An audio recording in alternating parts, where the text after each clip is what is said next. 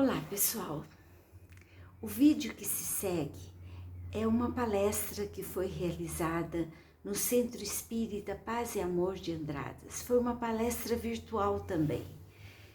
Essa palestra teve o tema do suicídio, mas desta vez sobre o ponto de vista dos que ficaram, dos familiares, dos amigos que perderam alguma pessoa próxima através dessa tragédia que é o suicídio. Neste vídeo, a nossa intenção é ajudar as pessoas a passarem pelas fases do luto de uma forma mais serena, com mais compreensão, com mais aceitação.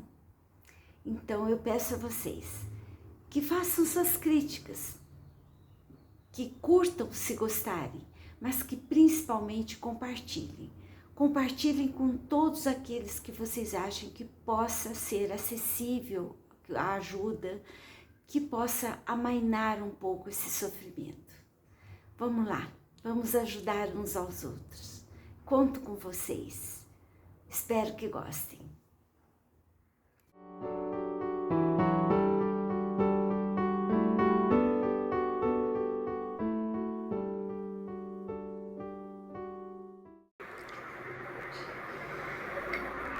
Vera, então passo a palavra para você, viu, minha amiga? Muito obrigado.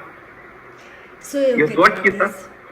É isso que eu ia pedir para você, Fernando. Fica de olho, se alguma coisa interromper, se a minha voz não estiver fluindo, pode me interromper, que a gente revê, se escapar, se travar, me chama, tá bom?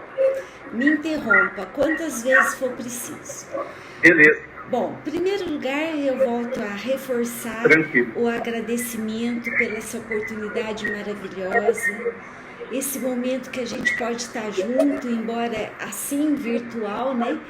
Mas eu sinto o coração de cada um de vocês e quero que vocês sintam o meu coração também nesse momento, para a gente fazer uma comunhão, numa união de forças, de amor, e que esse amor atinja todos os espíritos que usaram o suicídio para fazer o trânsito da matéria para o espírito.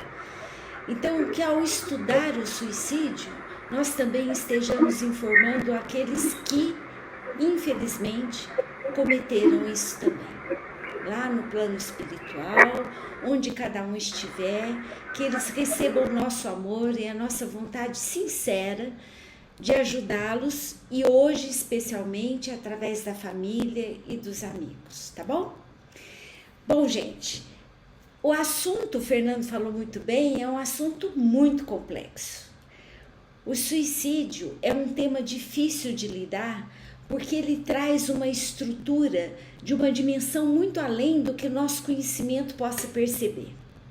Vocês já tiveram outras palestras, outras oportunidades de estudar sobre o suicídio e com certeza vocês viram o tamanho da diversificação que existe a respeito do suicídio. Os componentes psíquicos, né? Quantos distúrbios, desde a depressão, que todo mundo associa a depressão com o suicídio, mas não é só isso. Às vezes é um desequilíbrio momentâneo, é um impulso, né? Então são os aspectos psíquicos, tem os aspectos sociais. Às vezes a pessoa não se sente introduzida na sociedade, está sempre se sentindo rejeitada, fracassada. Os aspectos biológicos, a gente sabe hoje pela neurociência que os neurotransmissores são muito responsáveis pelos despachos elétricos que vão nos levar a comportamentos que podem gerar o suicídio. Então existem elementos neurológicos que afetam a ideia da galinha e do ovo, né? Onde começa uma coisa, onde termina a coisa, a gente não sabe. Mas isso também está presente, a parte biológica, a parte neurológica. E o que nós já sabemos, as espirituais. A pessoa num nível de queda energético, em sintonia negativada, abre espaço para que outros aspectos espirituais, influências de espíritos, outros irmãos necessitados, entrem ali em sintonia e afetem a escolha da pessoa. Existe uma coisa que eu gosto sempre de ressaltar. Nós, com os fundamentos espíritas, às vezes temos um hábito muito ruim de colocar nos espíritos a culpa de tudo. Ai, tô com uma dor de cabeça, será que tem um espírito aqui? Ai, hoje eu tô com uma vontade de brigar com a minha mãe, será que é um espírito que está me influenciando? Pensem bem, a porta quem abre somos nós. Então, dentro do contexto do suicídio, também nós pensamos no que seria a autorresponsabilização, certo? As coisas não são só circunstanciais, o suicida não é só vítima. É um contexto muito maior do que a gente possa sequer pensar em julgar. Então, não é por aí, né? Vocês viram essas complexidades, vocês devem ter entendido esses aspectos do suicídio. Nós não vamos entrar neles. Hoje, a gente vai trabalhar um outro setor, o setor de quem fica, de quem recebe a notícia ou participa de um suicídio. Participa, que digo, encontra a pessoa, né? É extremamente traumático. O suicídio de uma pessoa próxima de nós, ele nos é traumático tanto quanto o espírito que foi também. Se o nosso vínculo é extremamente afetivo, maior é o trauma.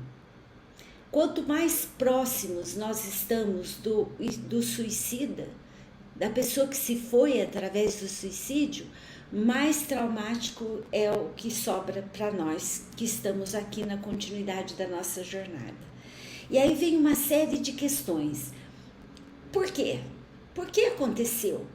Certo? Queremos entender o que leva a pessoa ao suicídio, queremos buscar culpados, queremos entender as circunstâncias. Às vezes nos culpamos, será que eu não estava presente? Onde que eu falhei? Eu não vi os sinais? Essa turbulência de emoções, essas respostas que nós desejamos muito, alimentam muito o aspecto traumático do suicídio. Sem contar a energia que flui a partir do ato. Vamos voltar um pouquinho à fita? Vamos voltar no clima emocional, espiritual, energético que foi sendo alimentado até que essa pessoa tenha realmente promovido o suicídio. Eu tenho um exemplo meio esquisito que eu queria passar para vocês. A maioria dos suicídios são interpretados como depressão. A maioria dos suicídios a gente fica com dó da pessoa. Mas existe um fato, um caso que eu soube e que essa pessoa que se suicidou, infelizmente, nem tinha intenção, não tinha nenhum aspecto em volta. E eu vou explicar porque eu sei. Essa pessoa tinha um aspecto na personalidade meio vingativo, sabe? Gostava de se fazer de vítima para que as pessoas tivessem dó e perdoassem os seus comportamentos inadequados. Era uma pessoa de um padrão manipulador dos comportamentos dos outros, principalmente dos familiares, de uma forma muito intensa. E aí, fez uma arte misturando drogas e coisas do tipo. Chega muito tarde em casa, os pais vão em cima querendo saber o que é que se processou, por que está tão tarde. Se fecha no quarto com esse espírito de, desculpa a expressão, de birra e brincando, tentando só assustar, mexe numa arma e se mata. Então, aonde a gente vai interpretar a autorresponsabilização é exatamente aí. O aspecto mais negativo do comportamento dessa pessoa era a manipulação. Não tinha nada a ver com depressão. Não tinha nada. Era uma pessoa que queria manter-se protegida, entendida, nada criticada pelos pais. E aí essa pessoa brinca no sentido de dar tiro e assustar os pais e numa num rebote, uma bala penetra. Pensem bem. Brincar com a vida. Esse é um exemplo. Talvez um dos muito poucos que existe na humanidade. Mas a espiritualidade é atenta. E nós sabemos que as coisas não são por acaso. Então, para nós que ficamos diante de um histórico de um suicida próximo de nós, primeira coisa que a gente tem que entender: nada é por acaso. Essa escolha que a pessoa fez vem sendo alimentada, e o livre-arbítrio é império maior no nosso comportamento. Nem Deus, nem o nosso Pai Criador interfere no livre-arbítrio, porque a gente escolhe o que planta, mas não escolhe o que colhe. Então, são as circunstâncias, é a pessoa, nós temos uma carga de responsabilidade, aqueles mais próximos também têm. Existe um contexto global, tá, gente? Eu não estou querendo explicar o suicídio, porque isso geraria mais uma outra palestra, mas eu quero sim mostrar a confusão que fica em quem ficou, em quem está só a partir do suicídio do outro. É uma confusão muito maior. Veja bem, uma pessoa que adoeceu, ela tem um processo e vai nos preparando para a sua partida. Nós chegamos até a entender que seja um descanso quando a pessoa vai para outra dimensão e a gente entende que ela se liberta das doenças, das limitações da carne. Uma morte repentina, um acidente ou um infarto fulminante também nos assusta, nos traz um trauma. Mas a gente faz uma ponderação. Puxa, que tragédia, que coisa, né? Esse coração não aguentou, foi um descuido na estrada, poxa, o outro motorista que bateu. A gente joga um pouco para a vida, um pouco para as circunstâncias da própria tragédia e vai trabalhando esse contexto de uma forma mais serena. Mas no suicida não. Por quê? Porque ele escolheu por fim. Às vezes você sai de uma conversa, tchau, tchau, tchau, quando de repente chega a notícia que a pessoa se suicidou. E a confusão interna, a turbulência de emoções que fica é muito intensa. E aí o nosso papel passa pelos passos de um luto. É um luto.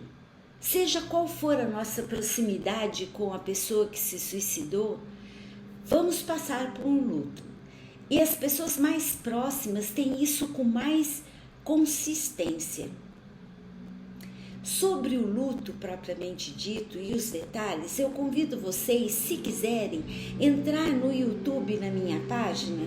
No meu canal lá tem uma palestrinha, é trinha mesmo, tá? Eu fiz junto com o grupo de Reiki, que nós fazemos parte aqui em Poços, e eu expliquei melhor essas 5 etapas do luto. Um luto num padrão comum, né, da perda de um ente querido. Então, se vocês quiserem aprofundar nesses 5 passos, é no canal Vera Loyola Psicologia. Tá lá, é piquititinha, é só uma abordagem sobre o luto, mas eu acredito que possa esclarecer mais. Então, vamos a essas fases, né? Nós temos basicamente 5 etapas de luto. Vamos pensar juntos? Vamos tentar pegar cada fase e fazer analogia para o suicídio, a localização, a caracterização no suicídio. A primeira fase, normalmente, é a negação. Não acredito. Não aconteceu. Não aconteceu. Suicídio? Ele? Ela? Não acredito. Não acredito. Você está me enganando, é brincadeira. É a negação. Às vezes, até vendo o corpo, a pessoa olha e fala assim, não é possível, ele deve estar desacordado, ele deve estar desmaiado. Então, o primeiro impacto é a negação. No suicida, ele fica com uma sensação, a pessoa fica com a sensação assim, mesmo? Como? Como, né? Como é possível? E aí, a negação é mais curta do que o elemento que vem depois, a raiva. A gente fica com raiva do próprio suicida. O que esse cara tá fazendo? Como é que ele faz isso comigo? Como é que ele faz isso com a gente? A gente fica com raiva da situação. Meu Deus, o que é isso? Por quê? Pra quê? Como que ele conseguiu? Quais os sinais que eu não vi? Aí mistura com arrependimento, com a culpa. Aquela hora que a pessoa falou assim, fulano, Vera, preciso falar com você. E a gente, agora não. Então a gente fica, puxa, podia ter parado, talvez tivesse evitado. Nessa questão do arrependimento e da culpa, arrependimento é quando você faz ou não faz alguma coisa, né? Você fez algo de que acha que não devia ter feito ou deixou de fazer algo que deveria ter feito. A culpa é um sentimento mais profundo, é um sentimento de que eu provoquei, eu ajudei a acontecer. E na questão do suicídio, a gente fica com esse sentimento mais pesado, quanto mais próxima for a pessoa do nosso convívio. Por que eu repito isso tanto? Porque é a pessoa de convívio que tem mais elementos, que tem mais detalhes da rotina daquele suicida. Então acaba sendo mais pesado para os mais próximos. E não são mais próximos no vínculo, por exemplo, o pai e a mãe moram fora e o suicida se mata numa cidade longe. Os pais vão sentir o impacto pelo histórico, mas quem convive com ele ali no dia a dia tem um impacto muito pesado. Eu creio que vocês possam ter exemplos disso de uma forma bem consistente, né? Eu tive, dentro do contexto clínico, pessoas que conviveram na escola com amigos que suicidaram, parceiros de jogos, né? Do mesmo clube, de um mesmo esporte. Então, essas pessoas que têm esse convívio na rotina também tem um impacto muito semelhante ao do parente, certo? Daquele que tem um grau de parentesco. Essa culpa e esse arrependimento, ele costuma ficar meio enraizado. Já é comum, estou falando de fases comuns no luto comum, né? Que não é de suicídio. Eu tenho exemplo de perdas significativas na minha vida, como foi o meu esposo, o meu irmão mais velho, certo? São pessoas de muita proximidade. Minha mãe faleceu há pouco tempo. A gente tem sim, e é natural, aspectos de arrependimento. Não tanto de culpa, porque não somos nós que provocamos, certo? Mas o arrependimento fica mais tempo. Aquele dia que pediu aquilo e que eu não fiz, aquele dia que eu podia ter conversado, naquela hora que estávamos juntos em determinada coisa. Então a gente tem aspectos de arrependimento. O arrependimento demora mais quando a gente tem esse vínculo afetivo. A culpa, ela é mais brutal, porque ela vem com aquela sensação de que nós provocamos. Deu para entender? Gente, eu tô online, mas Fernando tá aí. Se precisar me interromper, pode interromper, tá bom? Passamos para outra fase, que é a fase da adaptação. Adaptação ao vivo, à vida nova, né? Qual que é essa rotina? O que falece por doença, no instante a gente desliga das coisas materiais, instante é relativo, né? Mas a gente entende, vai processando bem. A morte abrupta também leva um impacto. O suicida deixa rastro, Quando eu falo aqui agora com vocês, eu fico pensando assim, tomara, gente, tomara que as pessoas que tenham qualquer tipo de pensamento nesse sentido estejam nos ouvindo. E por maior que seja a sua dor, que ela também entenda a dor que vai provocar em quem fica. Porque adaptar-se ao espaço vazio de um suicida é um conflito de emoções, é um alto e baixo de humor, de tendências, porque não tem resposta, gente, não tem porquê. Aliás, nós não temos porquê para nada, né? A vida nossa tem que ser respondida no pra quê, né? Já já a gente vai falar um pouquinho disso também. Mas é muito forte. A adaptação é um período de muita dor. Cuidado aí, para quem esteja nessa fase, que ao voltar para a tendência da rotina, porque o trabalho continua pedindo, porque a rotina dentro de casa continua pedindo, não ficar criando condições de lembrança daquele que se foi. Por exemplo, a mãe que perde o filho por um suicídio. Não adianta agora ficar tentando repor coisas. Por exemplo, vou pôr a mesa assim porque ele gostava assim. Vou fazer aquele prato porque ele gostava. Veja bem, nós entendemos que o espírito do suicida, ele fica num estágio bem diferenciado dos outros espíritos que se vão nas condições normais. Já sabemos do Vale dos Suicidas e sabemos também que algumas colônias à volta disso têm aí seus aspectos específicos de tratamento na área do suicídio. Se ainda naquele impacto de despertar do outro lado, sem entender direito e sentindo que de alguma forma a vida continuou, imagina o impacto dele sentir que ainda deixou gente num aspecto de dependência da presença dele.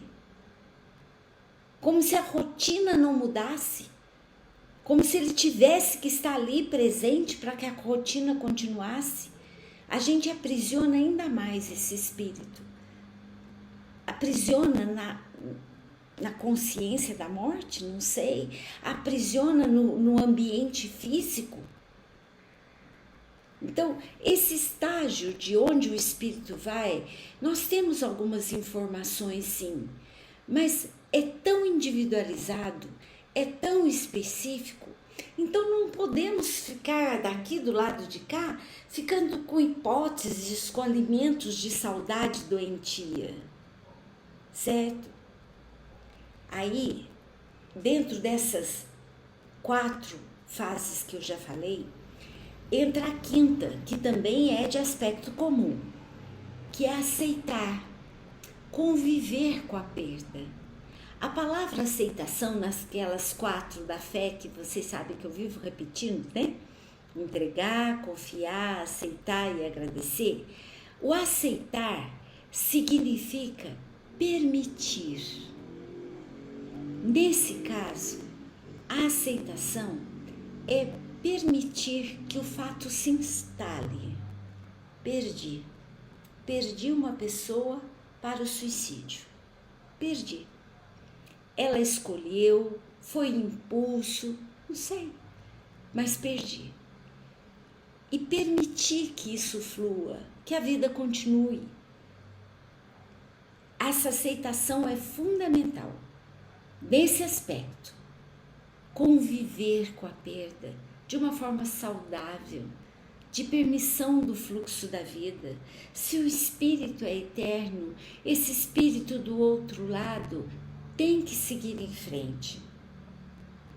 E não é o nosso sofrimento, a saudade doentia, os gritos, as revoltas que fazem qualquer melhora, tanto para o espírito que foi, quanto para nós que temos que seguir em frente.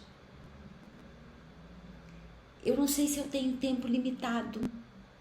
Nós estamos com quase 30 minutos de fala. Tem, Fernando, um tempo limitado? Como é que eu tô aí?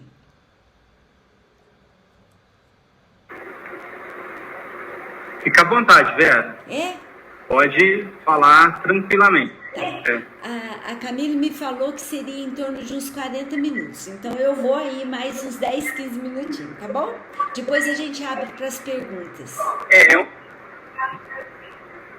É um costume, mas não é regra. Pode ficar tranquilo. Tá bom. Obrigada.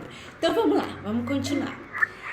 Aí eu coloco uma sexta etapa do luto. E essa etapa talvez sirva para o luto comum. Mas em relação ao suicídio e na visão psicoterapêutica, eu tenho essa visão. Quando alguém me procura porque perdeu alguém para o suicídio, eu vou trabalhar essas 5 etapas, mas eu vou desembocar na mais importante de todas. Antes de entrar nela, eu vou explicar uma coisinha. Existe um termo chamado arquétipo, que são aspectos, estruturas, registros mentais que passam de geração após geração. São estilos de comportamento, estilos de vida, atitudes, são registros mesmo. São estruturas mentais que passam de geração após geração. Por isso que a gente escuta muito assim, nossa, esse aí age igualzinho o avô dele. Às vezes, uma fala mais direta assim, o jeito que você está agindo era o jeito que sua bisavó fazia. E você fala assim, como assim eu nem conheci minha bisavó?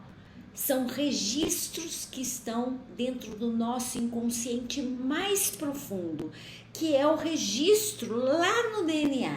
E nós, na linguagem espírita, entendemos que é a passagem das gerações e as relações com as pessoas nestas reencarnações.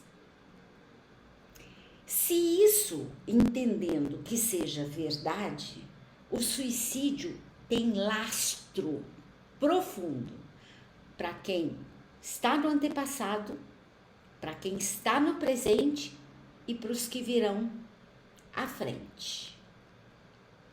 Olha o tamanho da responsabilidade. Qual será o registro que está na mente daqueles filhos que perderam o pai para o suicídio?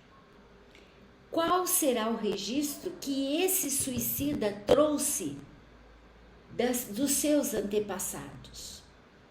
A vida busca equilíbrio sempre, sempre.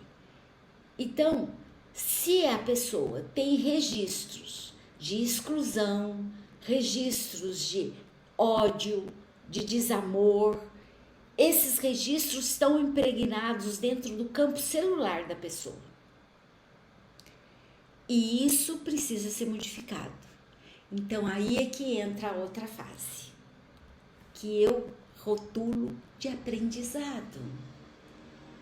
Quando perdemos um ente próximo através do suicídio, temos também coisas a aprender.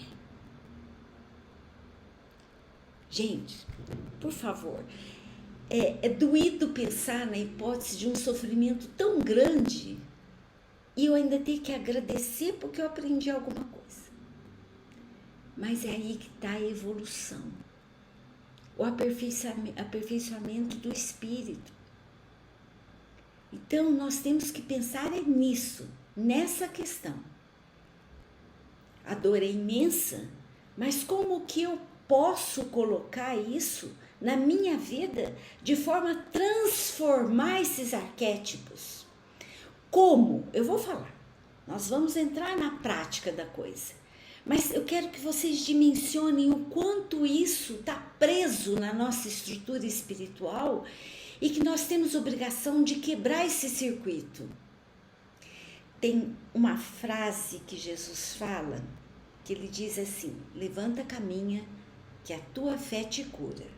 A outra, o Pai que está em mim está em ti, ele falou. Então, Nós temos o poder interno de fazer registros novos. Existe um livro, deixa eu ver se eu me lembro o nome, que é A Vida, o Código Vivo da Vida, uma coisa assim. Eu posso ver depois e falo para vocês. É um cientista japonês que veio para os Estados Unidos pesquisar um sistema liga-desliga no DNA. Ele descobriu que mesmo que a pessoa tenha um gene indicando um tipo de doença, se ela adquirir padrões novos de pensamento e de atitude, ela pode neutralizar aquele gene, certo? Ou até modificar.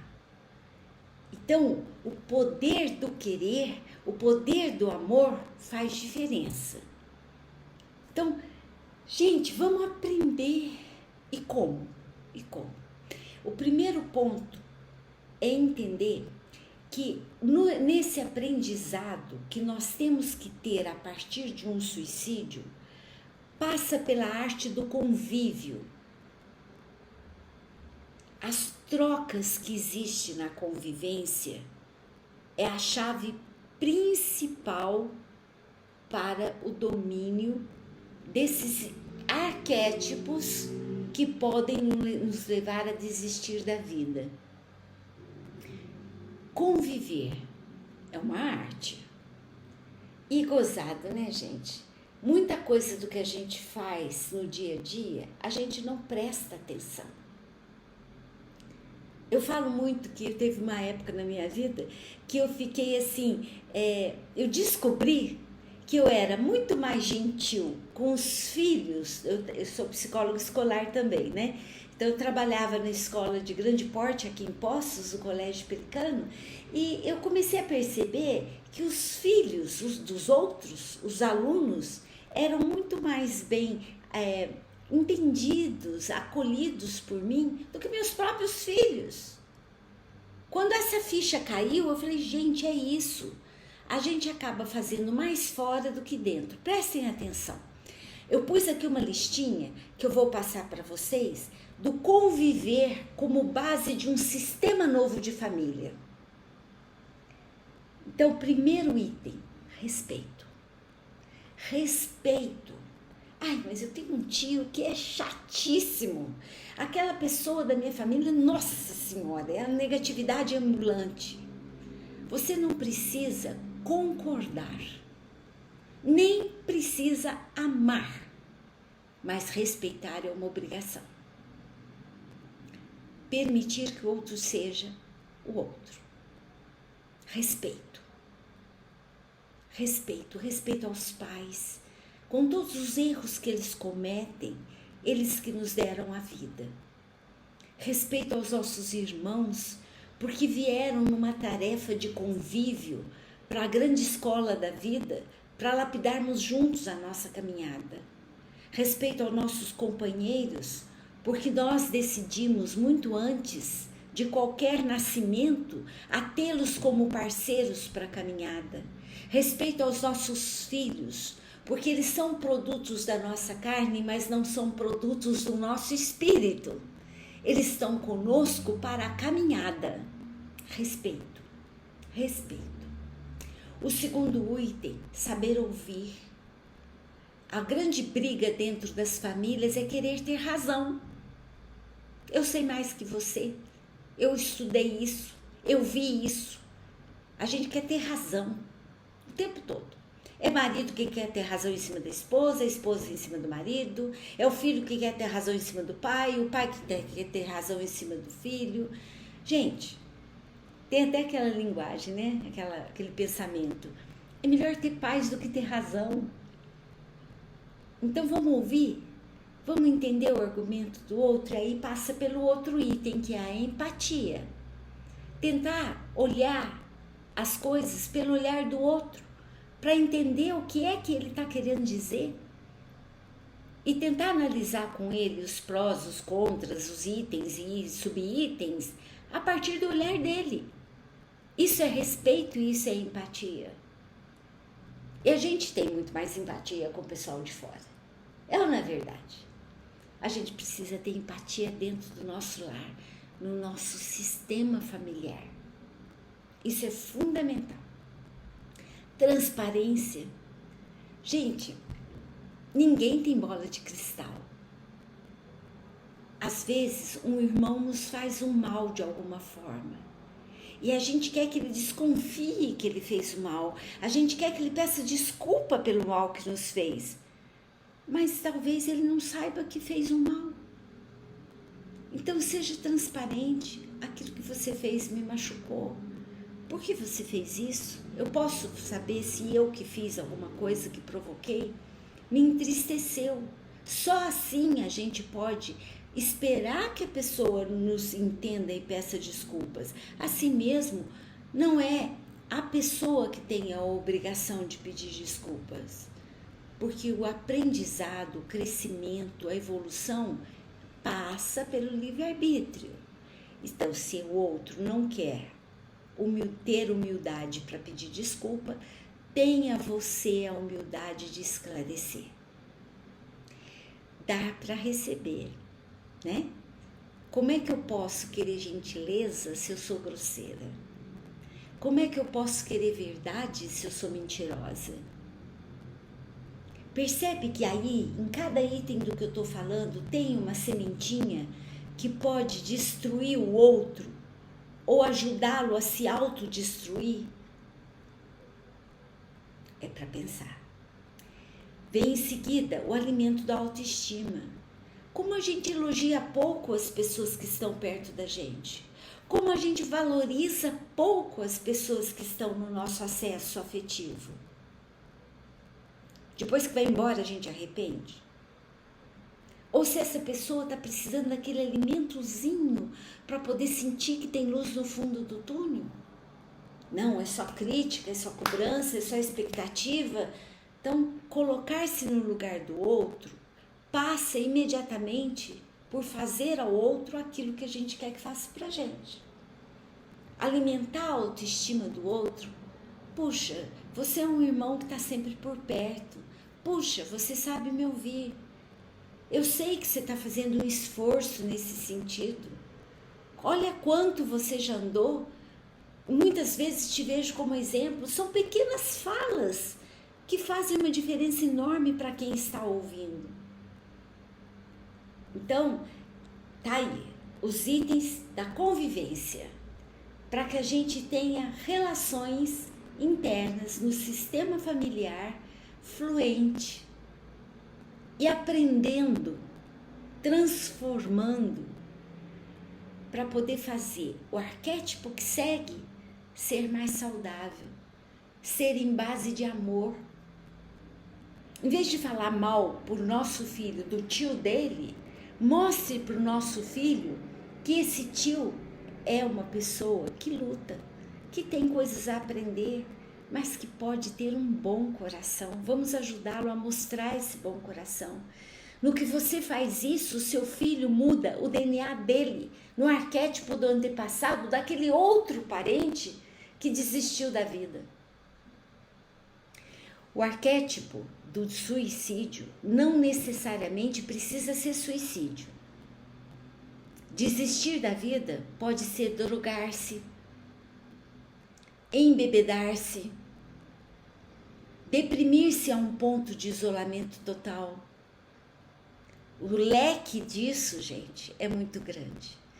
Quem já leu ou assistiu o filme Nosso Lar, sabe que o fumo do André Luiz, quando vivo, foi diagnosticado no plano espiritual como suicídio. E esses vícios, eles são arquétipos que passam na estrutura mental das pessoas, através do núcleo celular. E se a gente analisar pelo plano espiritual, são afinidades que a gente tem dentro dessa estrutura toda, tá bom? O que mais que eu tenho para dizer? Como que a gente faz para passar rapidamente essas fases, né? Aí que tá. São essas fases todas, sabe como é que a gente faz? Vamos em busca da esperança. E como que é? Onde que fica a esperança? Ai, queria estar aí com vocês agora para cutucar e saber ouvir a resposta.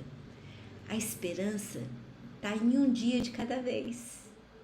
Nosso mestre disse que a cada dia basta o seu problema e que ele está conosco até o final dos tempos. Então a esperança está no dia, um dia de cada vez, abrindo o coração para a gratidão. Gratidão é a ferramenta principal da paz.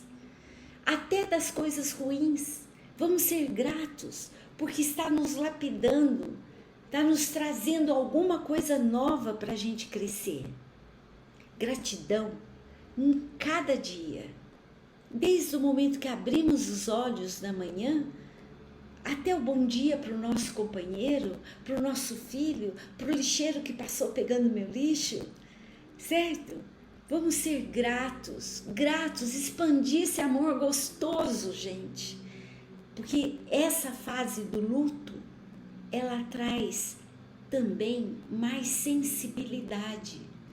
E se nessa sensibilidade a gente coloca a tomada no lugar certo, aprendemos finalmente o amor ao próximo. Pela gratidão.